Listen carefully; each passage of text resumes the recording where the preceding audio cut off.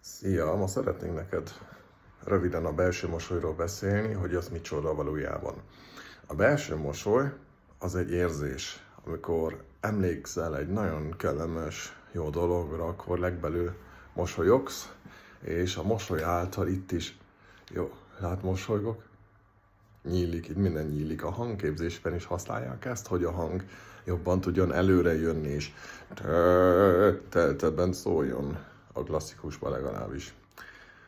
Igen, tehát a belső mosoly egy olyan dolog, ami a hangra van jó hatással, sokkal kedvesebben fogsz akkor beszélni, és sokkal jobban is érzed magad. Ki is próbálhatod, hogy ilyen belső mosollyal ránézel valakire, és hogy mit fogsz ő belőle kihozni.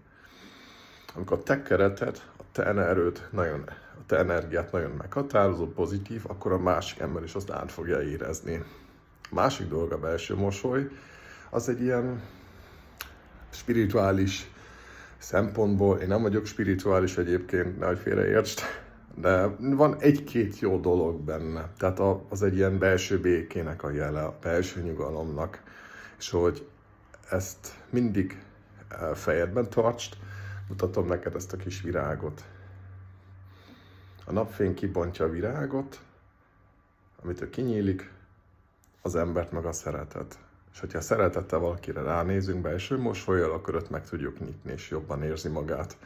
A másik dolog, amit akartam mondani, mondjuk például erre mindig eszedbe fog jutni a belső mosoly, hogy szerintem fontos az, hogy vegyünk magunkat körbe pozitív és jó, szép szimbólumokat. Például ez a tigriskővel, vagy egy kedves barátomnak a felesége csinálta nekem ezt a házi áldást, ez azt jelenti, hogy fú, és azért van itt az ajtónál, mert amikor bejövök, tudom, hogy ágyban van a lakás, és amikor kijövök, akkor is tudom, hogy esetleg az áldás vigyáz ránk.